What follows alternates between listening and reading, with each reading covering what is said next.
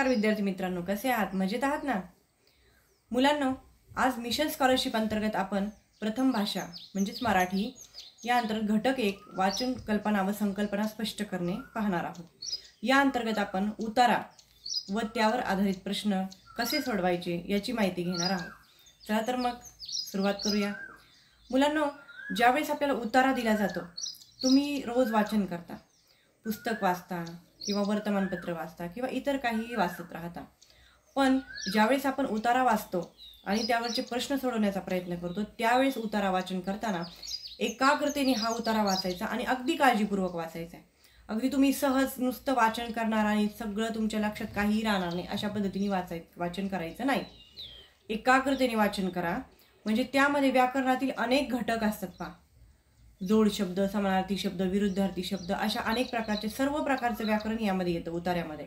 त्यामुळे आपण हा उतारा अगदी काळजीपूर्वक वाचायचा, नंतर आपण प्रश्न वाचायचे आणि मग त्याचे उत्तर आपल्याला उतार्यामध्ये सापडतील। चला तर मग आज आपण पहिला उतारा पाहूया। आपली आई आपल्यावर किती माया करते, खाऊ पिऊ घालते, पोटाशी घेते, गोष्टी सांगते। किती छान असते आपली आई। या आईहून एक मोठी आई आहे, ती देखील किती छान आहे।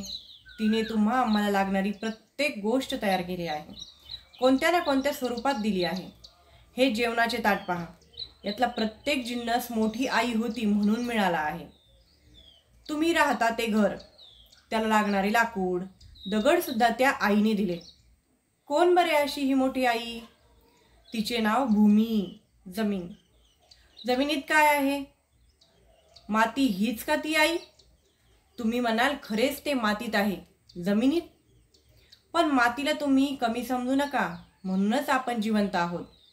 तर पहा मुलांनो, हा उतारा वाचल्याच्या नंतर आपल्या हे लक्षात यायला हवे की हा उतारा मातीवर अवलंबून आहे, मातीवर आधारित आहे। यामध्ये मातीचे महत्त्व सांगितलेले आहे, मी या मातीमुळे आपल्याला काय काय मिळते याची यामध्ये वर्णन आलेले आहे। आता आपण काय करूया, आपण प्रश्नांकडे जाऊया। ज्यावेळेस आपण प्रश्न वाचू त्यावेळेस आपल्याला उतार्यावर परत यायचंय। उतार्यामध्ये काय काय आलेलं आहे ते आपण परत एकदा पुन्हा पाहू। तर यामध्ये पहा मुलांनो, प्रश्न पहिला आहे, उतार्यात आलेला जोड शब्द ओळखा। पहिला शब्द आहे खाऊ पिऊ, दुसरा आहे घरदार, तिसरा आहे जमीन जुमला, चौथा आहे 1 2। आता पर्याय वाचल्याच्या नंतर तुमच्या एक लक्षात येईल, तुम्ही म्हणाल मॅडम हे सगळेच जोड शब्द आहेत, मग उत्तर कोणतं? तर उत्तर प्रश्न आहे उतार्यात आलेला जोड शब्द ओळखा। मग आपल्याला उतार्यातला जोड शब्दच पाहिजे। आपण उतार्यात पाहूया आता। हे पहा, आपली आई आपल्यावर किती माया करते, खाऊ पिऊ घालते। आला का रे खाऊ पिऊ शब्द? हा उतार्यामध्ये आला, म्हणजे आपले उत्तर आहे पर्याय क्रमांक 1, खाऊ पिऊ। समजलं?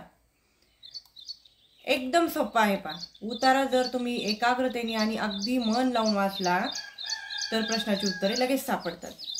दुसरा प्रश्न पहा, माया शब्दाचा विरुद्धार्थी शब्द ओळखा।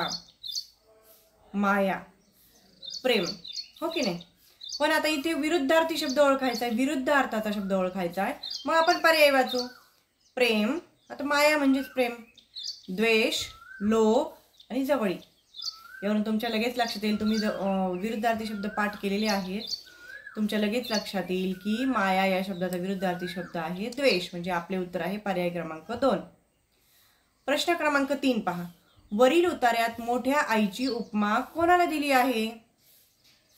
आता जर तुम्ही उतारा एकाग्रतेने वाचलेलाच असेल तर तुमच्या लगेच लक्षात येईल, पण ठीक आहे, जरी तुम्ही विसरले तरी आपण परत पुढे जाऊया। मोठ्या आईची उपमा, मोठी आई पहा बरं, या आईहून एक मोठी आहे, ती देखील किती छान आहे। तिने तुम्हा आम्हाला लागणारी प्रत्येक गोष्ट तयार केली आहे, कोणत्या ना कोणत्या स्वरूपात दिली आहे। हे जेवणाचे ताट पहा, यातला प्रत्येक जिन्नस मोठी आई होती म्हणून मिळाला आहे। तुम्ही राहता ते घर, त्याला लागणारे लाकूड, दगड सुद्धा त्या आईने दिले। कोण बरे अशी ही मोठी आई? तिचे नाव भूमी, जमीन। पहा बरे, भूमी आणि जमीन हे 2 समानार्थी शब्द आहेत। मग पहा, वरील उतार्यात मोठ्या आईची उपमा कोणाला दिली आहे? आपली आई, आईची मोठी बहीण, जमीन आणि घर। तर कुणाला दिली मुलांनो? अगदी बरोबर, जमीन. जमिनीला मोठ्या आईची उपमा दिलेली आहे. पुढचा पर्याय पहा, पुढचा प्रश्न पहा. आपल्यावर जीवापाड माया कोण करते? पर्याय वाचूया अगोदर. शेजारील व्यक्ती, आई, जमीन, मित्र. आपल्यावर जीवापाड माया कोण करते? उत्तर लगेच तुमच्या लक्षात येईल. यात उत्तराकडे जाण्याची गरज नाही. आपली आई आपल्यावर माया करते. आपली आई सगळ्यात जास्त, या जगामध्ये सगळ्यात जास्त माया जर आपल्यावर कोण करत असेल तर आपली आई. म्हणून आपले उत्तर आहे पर्याय क्रमांक 2, आई. तर मुलांनो पहा बरं, आपल्याला सर्व प्रश्नांची उत्तरे कशी पटकन सापडली की नाही? का सापडली? कारण आपण हा उतारा अगदी काळजीपूर्वक वाचला. ज्या ज्या वेळेस तुम्हाला उतार्यावरचे प्रश्न सोडवायचे त्या वेळेस तुम्ही उतारा एकदम शांततेत आणि एकाग्रतेने वाचन करा, समजून घ्या आणि मग प्रश्न सोडवा. धन्यवाद.